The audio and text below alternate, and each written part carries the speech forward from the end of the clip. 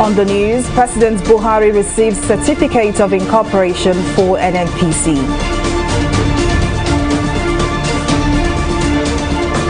INEC uncovers over 62,000 cases of double voter registration in Anambra State.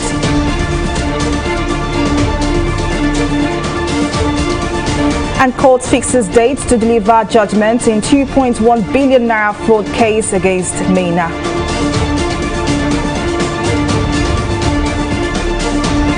We're glad to have you join us on News Now. I am Folashade Ogurinde. President Muhammadu Buhari has received the certificate of incorporation of the Nigerian National Petroleum Company Limited from the Corporate Affairs Commission, CAC. The president was handed the certificate at the Presidential Villa in Abuja on Friday with the Minister of State for Petroleum Resources, TV360, and other stakeholders in attendance. Our correspondent, Mary Kanu, has the details. Following the signing of the Petroleum Industry Act into law by President Muhammadu Buhari on August 17th, the Nigerian National Petroleum Corporation (NNPC) was expected to be transformed into a limited liability company, an act that has now been accomplished. Less than 2 months after the Corporate Affairs Commission received an application for registration from the federal government, the NNPC has now become a duly registered company with the largest capitalization of 200 billion naira in Nigeria. The registration has complied with all laid down requirements as provided in the Companies and Allied Matters Act and the Petroleum Industry Act. All requisite fees had been paid to the Corporate Affairs Commission and to the stamp duty account. This is one company that has the largest capitalization in the history of this country. It has been registered with an initial share capital of 200 billion. There is no existing company in Nigeria that has this share capital threshold. It is my honor, Mr. President, to conclude that this is one company that will make significant impact in the economic development of this country. Taking possession of the document, President Buhari described the event as a significant milestone in Nigeria's quest to create an enduring national energy company that can now compete with its global peers. My expectation is for a speedy transition by taking all necessary steps required to transfer assets, human and material, and without wasting time, capitalize the company as required by the Petroleum Industry Act. In his remarks, Group Managing Director of NNPC, Mele Kyari, said the incorporation was history made again and a massive transformation under the President Muhammadu Buhari-led administration. The NNPC itself was incorporated during your tenure as the Minister of Petroleum Resources in 1976. Today is another threshold of history where the NNPC is now becoming a limited liability company under the provisions of the Petroleum Industry Act. This, no doubt, is a massive transformation from what we know to where we are going. The last 6 years, significant progress has been made under your leadership, and this company has changed. It's much more responsive. It has delivered much more value to its shareholders under your clear guidance, Mr. President. The National Assembly on Thursday confirmed the President's nominations for the board and management of the Midstream and Downstream Petroleum Regulatory Authority, which will now see an immediate takeoff of the institutions to facilitate the implementation of the Petroleum Industry Act, which aims to optimize oil production in the country. Mary Kanu, TV360, Nigeria. Ahead of the November 6th governorship election in Anambra State, the Independent National Electoral Commission (INEC) says 62,698 cases of double voter registration have been discovered in the state. Chairman of the Commission, Mahmoud Yakubu, made this known at an emergency meeting with political parties in the nation's capital, Abuja. Yakubu said the meeting became necessary in order to brief the parties on the Commission's preparations for the election and to discuss recent developments in the state. The chairman also warned political parties in the state against resorting to violence and intimidation in the electioneering, saying such could compound the already worse situation in the Anambra State. In Anambra State, a total of 138,802 citizens completed the registration including applications for transfer and requests for replacement of lost, damaged, or defaced PVCs as required by law. However, in the process of cleaning up the registration data, we discovered that many previously registered persons actually re-registered afresh. As a testimony to the effectiveness of our new system for checking double and multiple registrations, the Commission found out that some 62,698 persons who are already registered as voters in Anambra State went ahead to register again. Security remains a major challenge to our preparations. We, the Inter-Party Advisory Council, IPAC, began extensive consultations with our candidates and members across the country, especially Anambra State. We initially underestimated the havoc inflicted on Anambra people and the polity until we dispatched a fact-finding team led by IPAC chairman in the state and his ESCO with other national officers. The report we got was heartbreaking. Still pictures of beheaded Anambra people, fractured bones of innocent Anambra people littered many parts of the state. The Standards Organization of Nigeria (SON) has raised alarm over the flooding of Nigerian markets with substandard roofing sheets. The standards body received complaints over the thickness and coating of galvanized steel sheets in the country, thereby issuing a 1-month ultimatum to remove them from the markets. Those involved would face stiff penalties. The SON Director General Farouk Salim has, however, called for self-regulation among the stakeholders and advised them to report those involving in importing, manufacturing and distribution of substandard roofing sheets.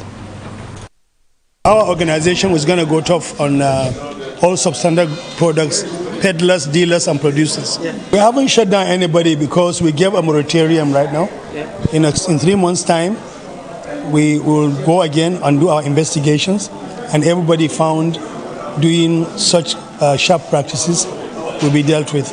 All the issues that the DG raised are very, very important. He wants us to support SON so that they can do their own job. And we promise that we are going to do that. We will inform our members, we will push our members to use their influence to talk to powers that be that they should increase funding of SON. Because the only agency in Nigeria today, or the first agency that can save industry in Nigeria is SON. Once they're able to ensure that there are standards and there are no importation of some standard goods into the country, then we'll be at peace. We will produce and then we'll be able to sell. Stakeholders in the Nigerian electricity sector have urged the federal government to explore green energy and other renewable energy resources to address the country's epileptic power supply. The stakeholders made this call at the official opening of the Nigerian Intelligence Clean Energy NICE project, which focused on showcasing and demonstrating installed solar power systems in several communities in the Kuje area of Abuja. TV360's Abisola Adebayo has the details in this report. Access to electricity is one of Nigeria's major challenges, placing the nation's vast rural population at a strong disadvantage. But with efforts of the Nigerian Intelligence Clean Energy and other stakeholders, Angwantanko Dafara community located in the nation's capital now have access to regular electricity using solar power. This project is really to address fundamental issues in energy system. So it's not just about resolving the issue of power cuts like you mentioned, but also having access to green energy.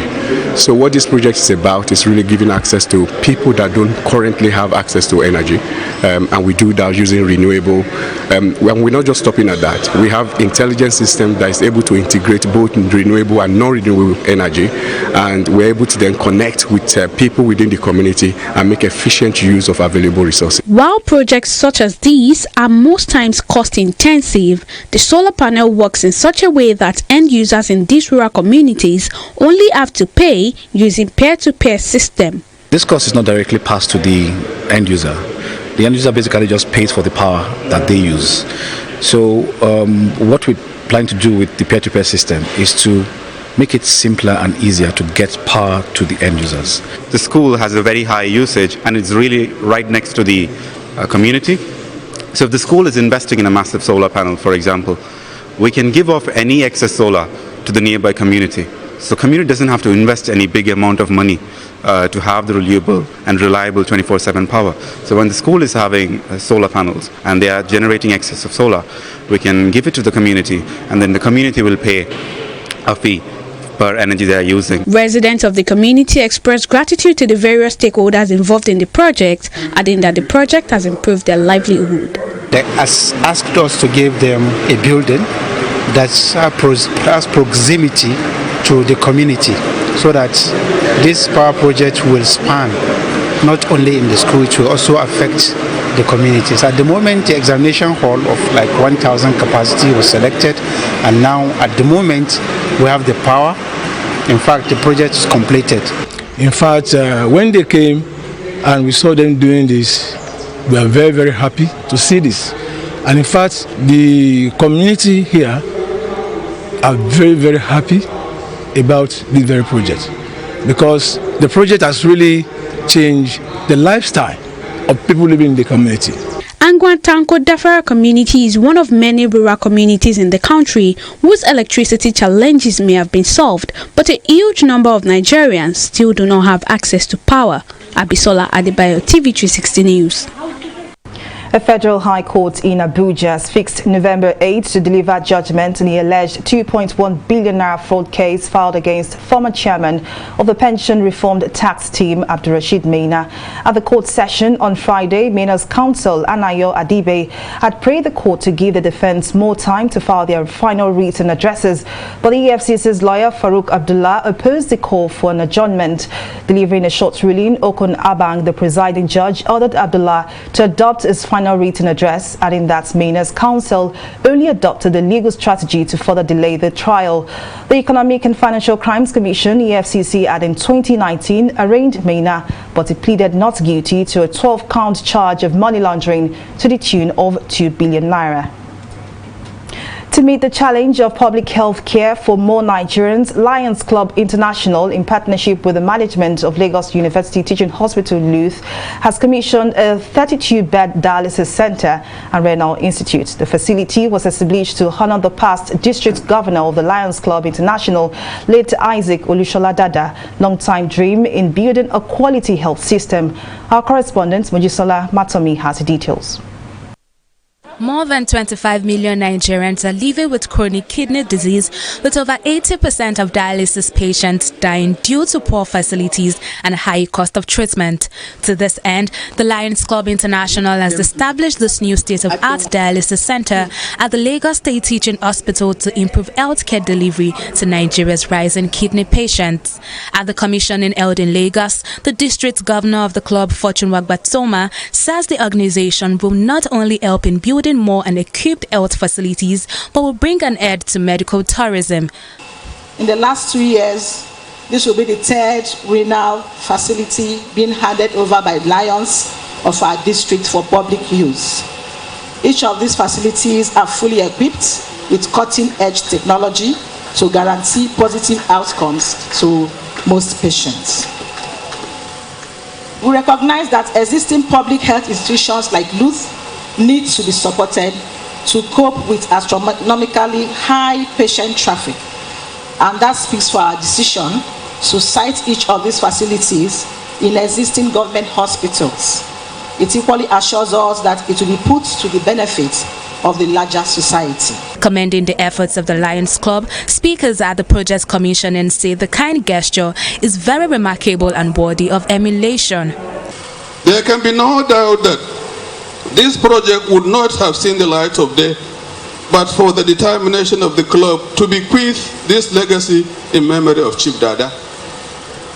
This gesture should give all Nigerians the assurance that all hope is not lost in our humanity, as we still have people who think of the welfare and well-being of others and go all out of their ways to use their God-given endowments to assist those in need. From what I saw, I can testify that this center of excellence was actually built with the contention that Nigeria is ready to stop medical tourism in the area of dialysis and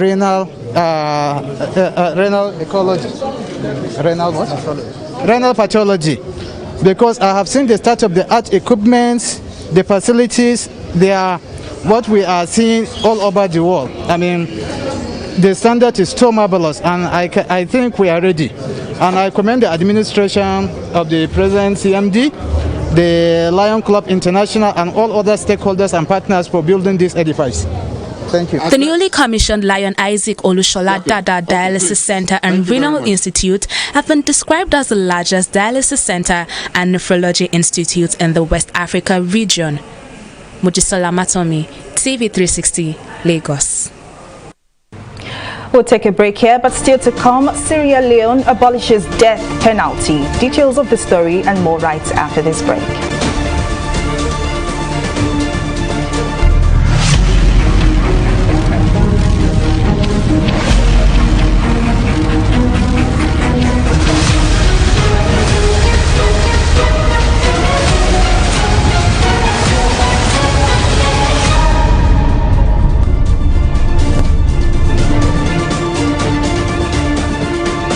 And here is a recap of some of our top stories tonight. President Muhammadu Buhari has received the Certificate of Incorporation of the Nigerian National Petroleum Corporation. He was presented with the certificate at the State House on Friday by the Minister of State for Petroleum Resources, Timothy Silva, Registrar Corporate Affairs Commission, Gaba Abubakar, and the NNPC Group Managing Director, Melek Kyari, following the signing of the Petroleum Industry Bill into law by President Muhammadu Buhari on August 17th. Minister of State for Petroleum Resources, Timothy Silva, said that the NNPC will become a commercial company within 6 months. We also told you that the Independent National Electoral Commission INEC has disclosed that 62,698 cases of double voter registration have been discovered in Anambra State. A chairman of the commission, Mahmoud Yakubu, made this known at an emergency meeting with political parties in the nation's capital, Abuja. The chairman also warned political parties in the state against resorting to violence and intimidation in the election arena, saying such could compound the already worse security situation in Anambra State. And in case you missed any of our news bulletin or for more updates, do log on to our website on www.tv360nigeria.com. You can also follow us on our social media platforms on Twitter, Instagram, YouTube, and Google Plus at TV360 Nigeria. On Facebook, we are at TV360 Online.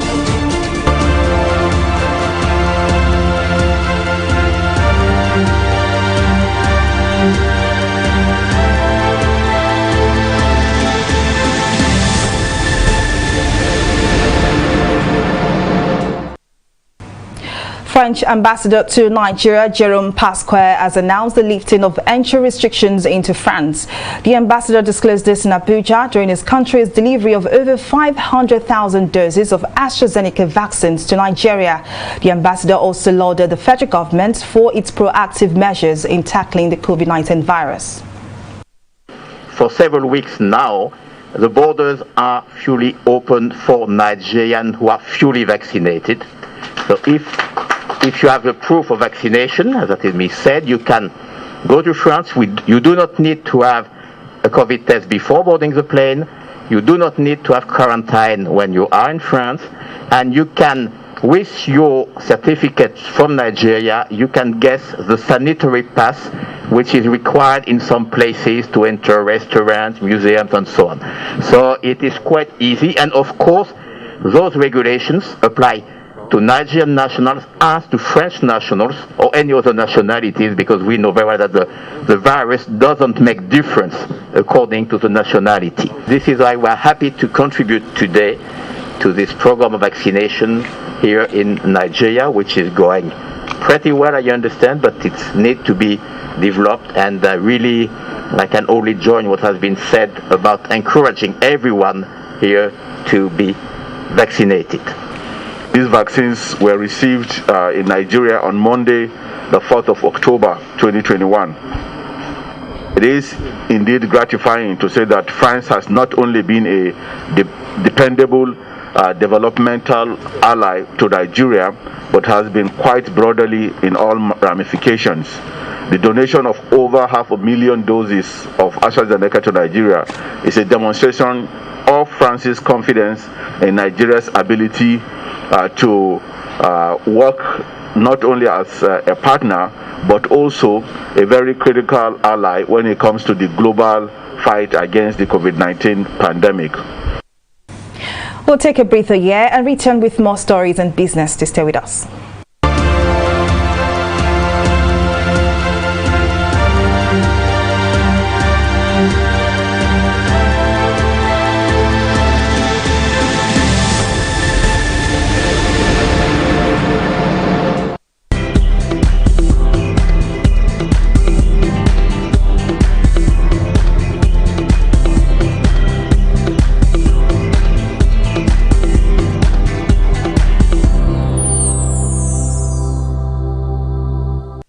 Welcome back. Now we have Abisola Adebayo on standby to bring us the latest in business and the stock market. Over to you, Abisola. Thank you very much, Folashade. Welcome to Business News. Nigeria's annual budget has continued to rise as well as its debt profile, a situation some stakeholders have described as worrisome. At the last 2022 federal budget proposal presentation, President Muhammadu Buhari says Nigeria is ready to spend 16.39 trillion naira on expenditure, but with only 10.13 trillion naira available to spend, government says Nigeria has to borrow more to fund the deficit. Our correspondent Folashade Ogumide tells us more in this next report. Nigeria is the second most indebted country in sub-Saharan Africa, owing over 35 trillion naira in public debts alone. Since clearing its Paris Club debts in 2006, Nigeria has accumulated more than 2 times the amount it owned in 2005. Despite this, government insists that more borrowing is the only way budget deficits can be funded. The resultant deficit of 6.258 trillion will be financed by new borrowings in the sum of 5.012 trillion, of which 50% will be domestic and 50% foreign. There will also be drawdowns on project-tied multilateral bilateral loans in the sum of 1.156 trillion and privatization proceeds in the sum of 90.73 billion. Government's rising dependence on loans to fund infrastructure as well as budget deficits has continuously raised concerns among experts and stakeholders. We are talking about a percentage here that is sometimes around 70%, close to 80%. It's the capacity to service it. That is the point. The government keep relating the debt to GDP. You don't use GDP to service debt. You use revenue to service debt. At a joint session of the National Assembly, President Buhari, while presenting the 2022 federal budget proposal, said the total revenue available to fund the budget is estimated at 10.13 trillion naira, while total expenditure has been pegged at 16.39 trillion naira. The figure leaves Nigeria with a budget deficit of 6.26 trillion naira, an amount the president says will be financed by more borrowings. The figure leaves Nigeria with a budget deficit of 6.26 trillion naira, an amount the president says will be financed by more borrowings. We need to exceed this threshold, considering our collective desire to continue tracking existential security challenges facing our country.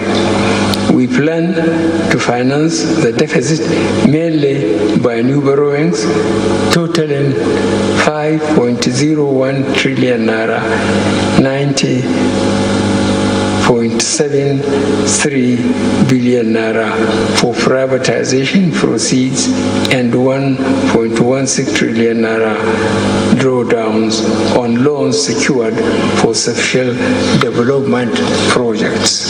Despite government's assurances that these loans will be utilized for infrastructural development, the country's dwindling revenue might make it more difficult to repay anytime soon. Folashade Ogurinde, TV360 News. Give him his shoes somewhere here, his phone and everything. Don't do like that again. Thank you. So, bye bye. Hey, Oga, where do you think you are going? Who?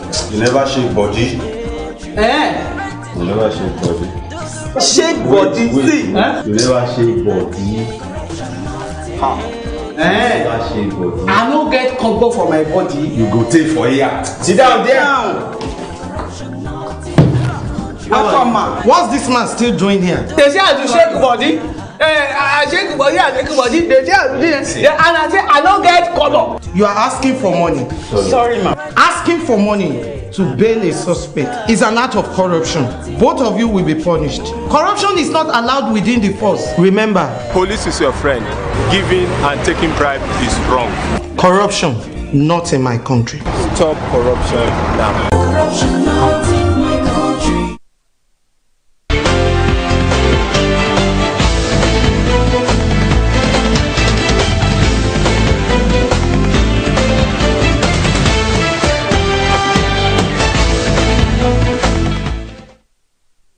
Welcome back. Now on stock market, activities on the domestic equities market closed Friday on a positive note, extending the gaining streak to 7 consecutive trading sessions. The positive outcome was spurred by investors' buy interest in banking and industrial sectors, with market indices increasing further by 0.10%. This made investors' profit increase by 20 billion as the market capitalization of the exchange increased to 21.295 trillion naira at the close of business. Also, a total of 331 million units of shares worth almost 3 billion naira were transacted in 3,986 deals. Investor sentiment, just like previous session, was positive as there were 23 price gainers compared to 17 price losers. On the gainers counter, UPL and Sovereign Insurance led the market. They had a combined 16 kobo gain. On the flip side, that was our losers list for today. Academy and AfriPrud topped the losers list as they had a combined 43 kobo loss. Moving on now to the global market, the FTSE is in the green. London's top index was lifted by its oil majors and mining giants on Friday as it shrugged off disappointing job figures out of the US. It added 0.25% to its value by the end of the day, despite US non-farm payroll significantly undershooting expectations. The Dow Jones briefly fell 90 points today as US job growth slowed in September. Japan's stock market finished higher for second straight session on Friday as well, as investors continued bargain hunting on recently battered stocks. That's all on stock market review. Over to Folashade for the rest of the news. Well, thanks so much, Abisala, for that update. On the foreign scene, Sierra Leone's President Julius Maada Bio has signed a bill abolishing the death penalty in the country.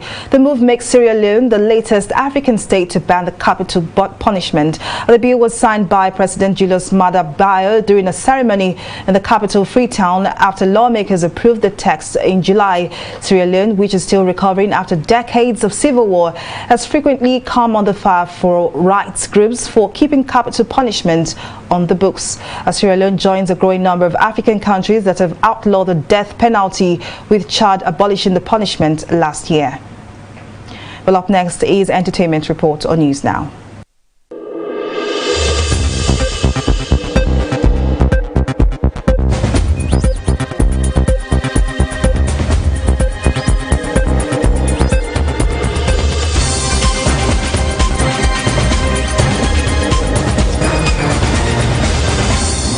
Filmmaker Kayode Customers released the first teaser for his latest feature film titled Sole. Released in black and white, the thrilling new teaser unveils some of the film's key cast, including Sean Fakwa, Shola Shobowale, Lateef Adedimeji, Femi Jacobs, Said Balogun, Eso Dike, Mike Afolari, Odera Olivia Oji, among others. The teaser also hints on the film's plot, which reportedly follows the story of strangers who became entangled in a cat and mouse game on their journey to the eastern parts of Nigeria. Written by Stephen Okonkwo, Sole will premiere in cinemas on November 26, 2021.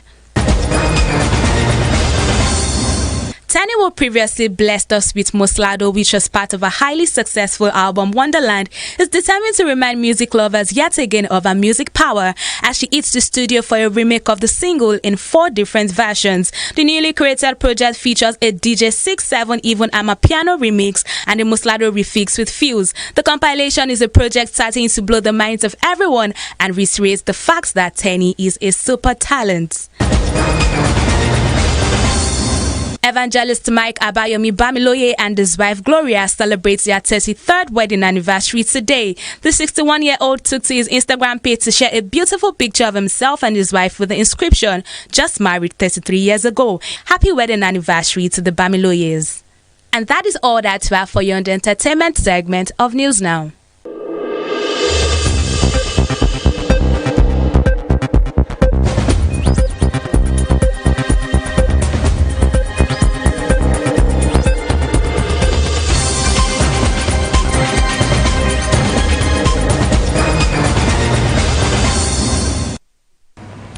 In sports, fans were bitterly disappointed with the Super Eagles players following the team's poor performance against Central African Republic in the 2022 World Cup qualifier at the Teslim Balogun Stadium, Lagos on Thursday. Central African Republic head coach Raoul Savoy says the current sets of the Super Eagles players are not the best he has seen. The Super Eagles suffered a shocking 1-0 defeat in Lagos to end their 100% start to the World Cup qualifiers. Oh, I feel so happy because I think in the story there's not a lot of teams coming here in Nigeria or in Lagos to beat the Super Eagles. That's why I'm very proud of the team. It's a young team. Most of all, they are playing the first or second cup. They are 20, 21 years old. That's why they give the heart on the pitch. And I'm very proud because, yeah, they did what we want. We want to come back home with the points, a single point, but we have 3. So it's I think for the history of Central African football, it's the most excited achievement. I can't remember the last time an African team beat us on home soil. I was thinking that it was going to be an easy 3 points for Nigeria after our wins against Cape Verde and Liberia, but it didn't happen so. But there's redemption in Douala on Sunday, so we're hoping the Super Eagles will be able to understand that despite this particular loss, they can still go to Cameroon and get those 3 points. We really need the 3 points in Cameroon right now. You discover that in the first half, we really didn't play well. It took almost nearly 30 minutes before we had a shot on goal. And by second half, when we started piling up that pressure, we were very uncoordinated. And the central defense of the Central African Republic too, they lived up to expectation. And don't forget, this is the very first encounter between Nigeria and Central African Republic. So they've taken the match, and I'm hoping that what happened 7 years ago when we lost our match, African Cup of Nations Cup qualifying match against Congo in Calabar, when we lost 3-2, and then we now went back into Pont-Noir and we now defeated them 2-0. I'm expecting a similar result this time around because I know that they are likely to fight like wounded lions. And it's a wrap on our news bulletin. Thank you for watching. I am Fola Shadi. Green Day. Bye for now.